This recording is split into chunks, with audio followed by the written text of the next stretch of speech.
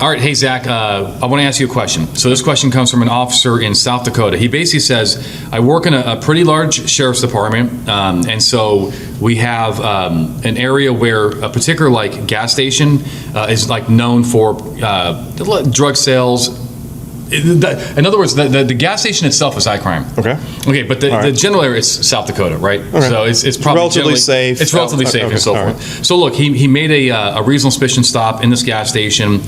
He put into his report that the area was high crime because of his like previous arrests there, people in possession of firearms, wanted fugitives, and so forth. But one of the things that the prosecutor said, he said, look, I don't recognize high crime here because it's I guess it's South Dakota. It's not really when I think of high crime, I'm thinking of like Chicago or L.A. Right. What feedback do you have on this? Hopefully, I've given you enough facts. Okay. What do you think about this? Yeah, I mean, obviously, the fact that the offense or whatever occurs in a high crime area is a relevant factor. But what is a high crime area? Right. There has to be some objective data that we can point to that says this particular area has a higher incidence of criminal activity than surrounding areas. It's something about this area that stands out in relation to other areas. And we're looking at calls for service, arrests, things like that. Data we can support to. Just calling it high crime doesn't make it high crime in the legal sense of the word. Is that basically a conclusion with no supporting facts? Exactly. It's all about articulation. We talk all the time about how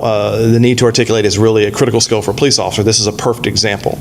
The fact that an area is objectively high crime is certainly something we consider in the reasonable suspicion analysis. I think at Blue to Gold we have a report writing class, and we say the most powerful word in the police report is the word because. So it's like high crime area because of these factors, right? And I think that's probably what the prosecutor's kind of getting at. Mm-hmm. He probably sees a conclusion.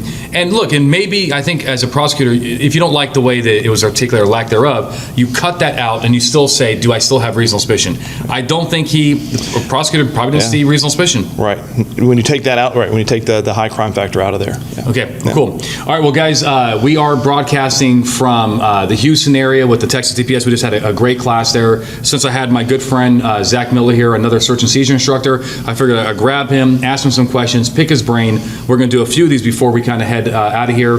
But stay safe. If you like what we're doing here, like, subscribe, share with your friends. Until next time, my friends, stay safe. Thanks.